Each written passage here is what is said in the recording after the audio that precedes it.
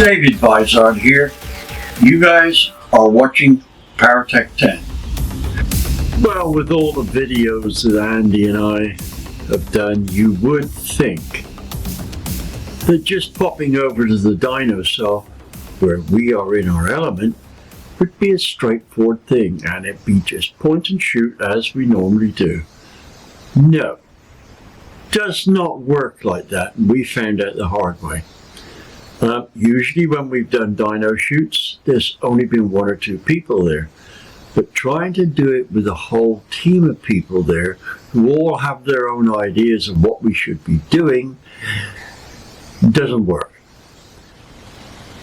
I'm going to make a bet now that these big circulation deals like Power Nation have in the background somebody who's directing what's going on, somebody who's photographing what's going on or videoing it, and somebody that is, how shall we say, a stand-in director.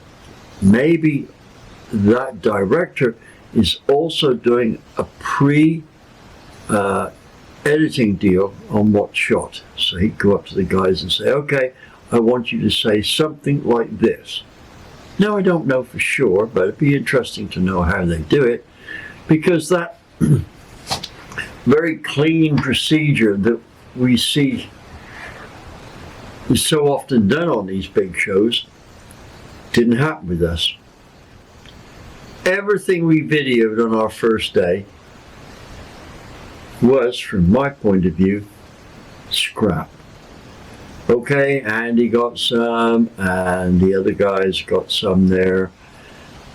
But basically it was, for me, a failure, and I'm supposed to be the lead guy on this. So what we did was we reshot most of what we could do, but with Andy in charge, things worked out a lot better there. So let's go over and see what it is we're doing here for our intro deal.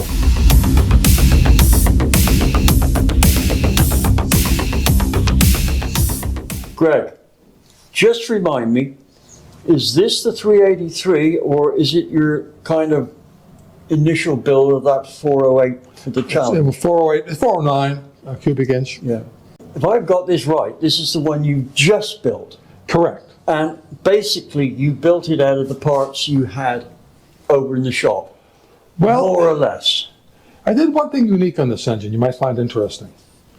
When you put a 3 3/4 inch stroke in a small block Chevy, you got to be careful. Connecting rod might hit the lobe. It gets close. Yeah. So what I did is I had the Cali's crank, the journals turned down to Honda 188. Yep. And so that you could use smaller rod ends. Right, and these rods are, they were surplus NASCAR 6-inch Honda rod journal 188 rods. And so I had, one cam I had in here, it had a base circle of 106 and a lobe of 440. And I still had about, just by rotating the cam and the crank, get the closest point I could make it, I still had about 40+ thousandths clearance. So I wanted to run a big block Chevy cam core and not have to worry about the hitting. You got it. And so that has a big block Chevy cam core, and we created the clearance. We've got a feature there doing that. Well, I don't know. I mentioned that to Tom Molnar at Molnar Technologies. I said, well, Tom claims, let me put a pitch in for Tom here.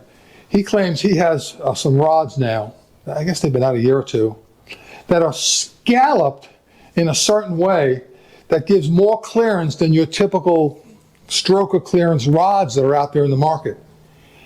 And after the PRI show, called them and I said, okay, a 1 3/4 stroke with your scalloped new rods and a big block Chevy cam core. He said he had in his software, he puts in a 50 millimeter circle.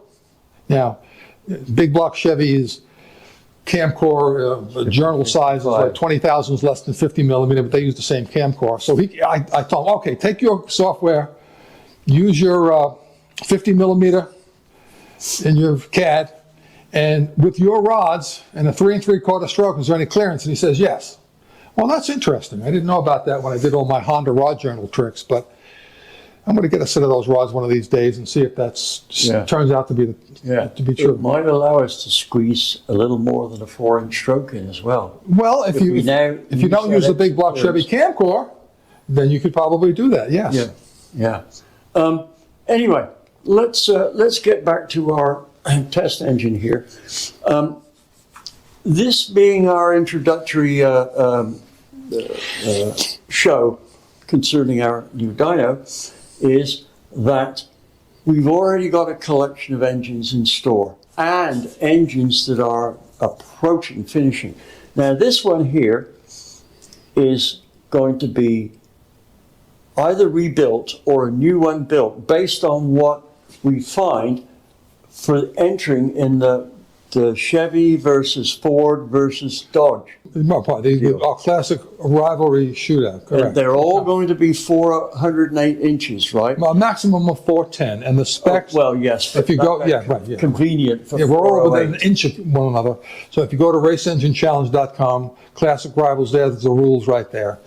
It's in a nutshell, it's 410 max cubic inches, 11-to-1 compression ratio, and the term classic rivals comes from, if you're Chevy, you got to use a 23-degree head, any head. If it's a Ford, Windsor, it's got to have a 20-degree valve angle, any Ford, and Mopar, I think Mopar is 18 degrees, yeah. Other than that, I call it classic architecture wrapped in modern technology. Yeah. Now, okay, I have a big block Chevy camcorder. That was my concession. Mr. Mopar, if you know Mopar's, the production blocks had a goofy lifter angle. I don't know if you're familiar with that. But the aftermarket Mopar blocks straightened that out. So that's his concession. He's using the blocks with the straightened out lifter.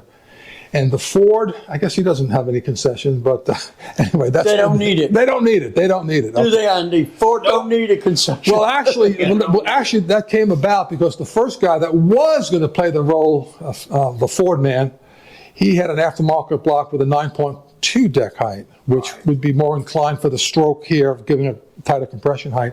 So that was his concession, but he dropped out and this other gentleman was filling it in. But that's how that came about.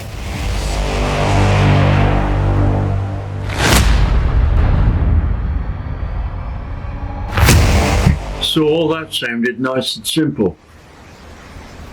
That's where the simplicity stopped.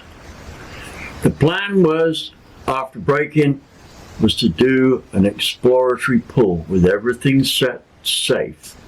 Ignition timing retarded, plenty of fuel, not over revving it. I think we were going to limit the revs on the initial pull to around about 65. Anyway, you know what they say about the best laid plans of men and mice? Well, they always go wrong. Here's what happened. We made a pull, and even with our conservative settings, it seemed a bit off color. As the RPM got up, it sounded good when we initially started it and started making the pull. It sounded really tough. But as the RPM got up, it seemed to get lame. So, we went in and looked at everything in more detail. We set up our remote timing light with camera to investigate that. Here's how we did it and what we found after. So Greg made this really cool fixture up. You may be saying, what's this for? Well, it's pretty simple. You put your timing light in this hole right here. Right, yeah. And then you put your cell phone right here, and you can actually point it down at the balancer, and it will record the run, and you can actually see your timing in real time. Now, a lot of times when you video timing lights, it just randomly flashes. So we're hoping to make sure that we capture the ignition timing in real time so that you can see it.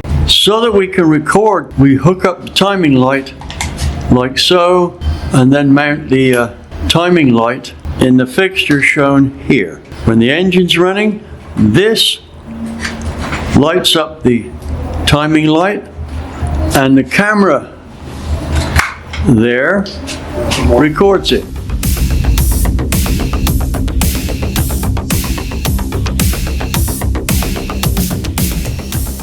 You just don't start a dyno with an engine on, fresh engine on, and just use it. There's a checklist, and Greg put it very succinctly. It's like a checklist for an airplane. You do this, you can well avoid breaking up an engine or running some bearings. Greg, can you read that checklist out to the viewers? The water valves at the tank, the brake, that's the water brake on the dyno, and the cooling line, which leads into the engine. You have to make sure the cooling tower on the dyno is at the right level. We have a voltage regulator to maintain 13.8 volts. Make sure that's on. We have a shut-off valve for the fuel, if need be. There's a tarp that's up in the ceiling. Yeah, I was going to say, that's going to fool most people. Yeah, to keep it warm, there's a tarp up there that is adjusted to keep. Yeah, in case you're working in the shop in the winter.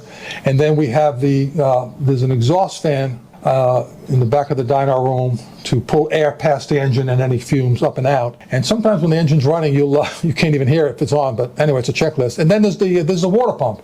If you have a mechanical water pump, no issue. But this is an electric one. We have a little LED light up there that if that's not on, your electric water pump's not on. Because you'll find these things out the hard way always. You'll be running the engine and you go, why is the water temperature going up so fast? Well, yeah. Green light's not on. Yeah, the LED light's not on. We've got nothing set on here, right? We've got the ignition timing safe, we've got the mixture safe, etc. Mm-hmm. So that is where we're starting our development run. And now, Greg and I are always on about this.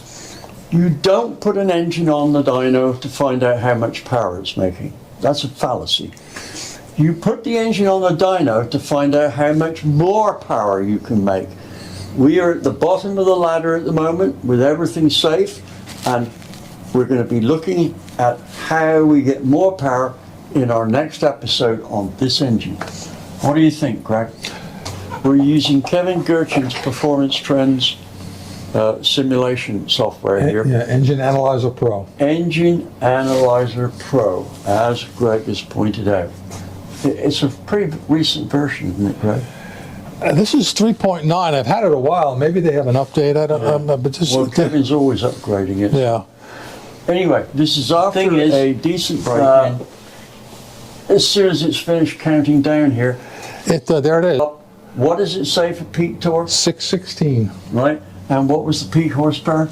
702. So, 616 for torque, 702 for horsepower. And that assumes that we've built the engine right on the money. Now, of course, we might not necessarily, in this instance, at this stage, be using the best head or the best cam. We might be a little bit off here and there. But this is our starting point.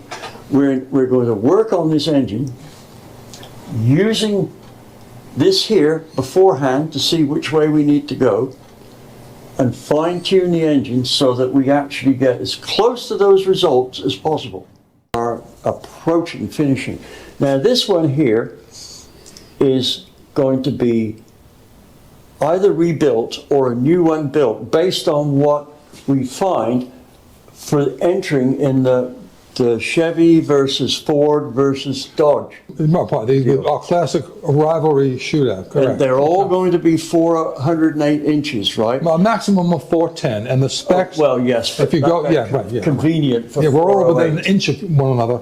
So if you go to raceenginechallenge.com, classic rivals there's the rules right there. It's in a nutshell, it's 410 max cubic inches, 11:1 compression ratio. And the term classic rivals comes from, if you're Chevy, you got to use a 23-degree head, any head. If it's a Ford, Windsor, it's got to have a 20-degree valve angle, any Ford. And Mopar, I think, Mopar is 18 degrees, yeah. Other than that, I call it classic architecture wrapped in modern technology. Yeah. Now, okay, I have a big block Chevy camcorder. That was my concession. Mr. Mopar, if you know Mopars, the production blocks had a goofy lifter angle. I don't know if you're familiar with that. But the aftermarket Mopar blocks straightened that out. So that's his concession. He's using the blocks with the straightened out lifter.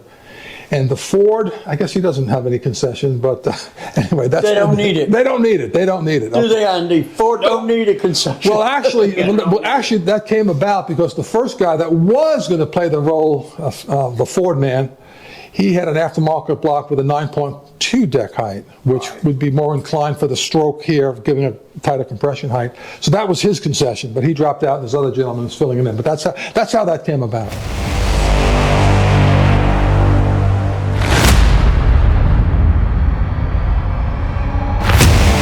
So all that sounded nice and simple.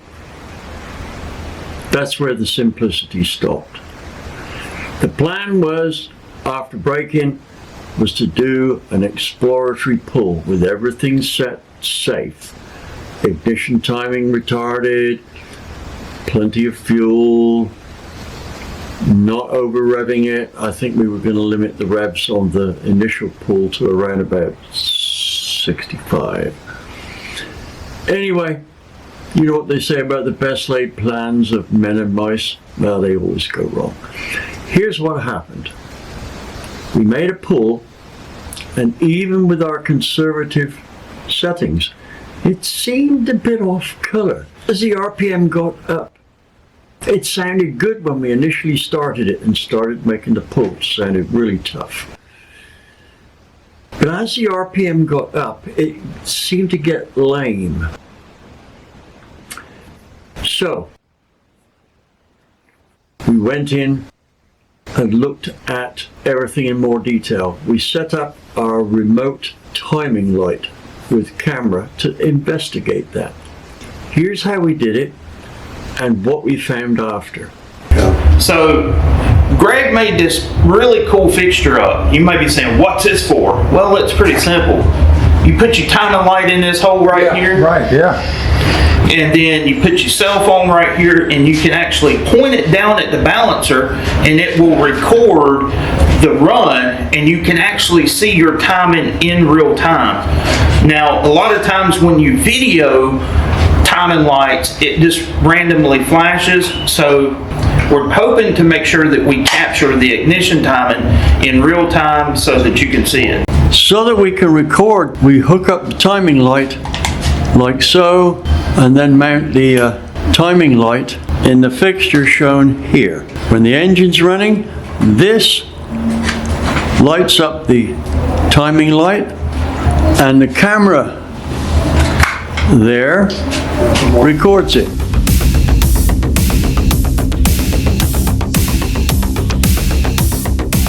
Now let me give you a quick rundown on what was in the engine, right? It was a set of AFR 235 CNC competition heads. We know they work. Roller cam from Bullet 244 to 52, I think it was, at 50 on 106 lobe center line angle. 11:1 compression. It had throttle body fuel injection, callus crank with 188 journals, NASCAR style rods, electric water pump, an intake manifold that was a Super Victor, matched and modified ports, and fuel injection bungs welded on. Okay, at this point is where things began to really get screwed up. I could not manage the job of being A, character actor in this, B, the director, C, the photographer, and D, the guy that was directing or pushing people around to do the thing at the right time. So, with all that was going on, I'm going to give up on editing here. I'm going to put things in that may not be in orders. And that's about it. Now let's go on to our first dyno test. Okay, we are now at the point where we need to fire this baby up and start analyzing whatever may not be quite right with it. So here we go. Andy's just going to set the timing, and then we're ready to make some calls.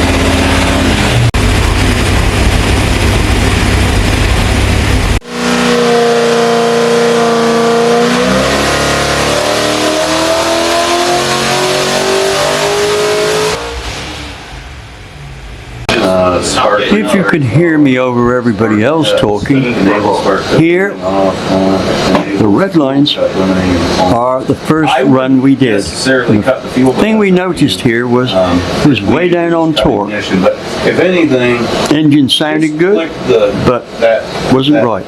Well, we checked something and we found that the ignition timing that was set on the harmonic balancer was not what existed when we did a run. So a fix for that was put in just temporarily to see what it was. And the blue line is with the ignition set at 32 degrees locked. And you can see that you're trying to only run to 7. Torque went up, And that still might not be enough. and the horsepower went up by quite a margin. But it turns out there's something wrong with the ignition, the electronic box that is, and we have Oh, the reason it won't let you is because this is... Greg and Doug Aiken attempting to fix that. So let me just focus on them. Greg, give us a thumbs up if you're moving in the right direction. Well, they're in the middle of things at the moment, so let's tune back in when they've got it fixed. But let me just say that Doug has spent many hours with this system as they have that on their dyno at Prestige Motorsport. This is just a minor hiccup, but these are the kind of things you can expect when you get on the dyno. As we stand at the moment, we're at about 525 foot-pounds. The thing is with soft, But we have several things that we're working on that we need to fix, probably which are, how shall I say, right at like build 65, 66. problems and Limiter, it comes dyno equipment and there's no problems. like, rhyme or reason. Right, so we'll have that fixed soon. So I'll get back to you with the next move, which I think is we're going to have a look to see why we only have 155 pounds per square inch compression pressure. It should be at 220. Suspect cam in wrong, not because Greg timed it in wrong, but because the loads on it are not where the cam specs say they should be, or at least that's what we suspect. We'll get back to that later. Well, we're still looking for ignition problems here, and what we're going to do is try more advanced by, well, I guess I should say skewing what the computer sees for timing. It'll give us proof that our timing was probably too short, but hey, we're moving along. We are now at 545 foot-pounds. So basically we are about 40 to 50 foot-pounds short of where we should be. Tighten up. It doesn't. And I think that's in the camshaft. But we'll see. You're ready to go. Yep. Ready? I'll just hit the start. Hit the start, let's see what we get. I usually take about a half dozen pumps. Yeah. It's got a 371.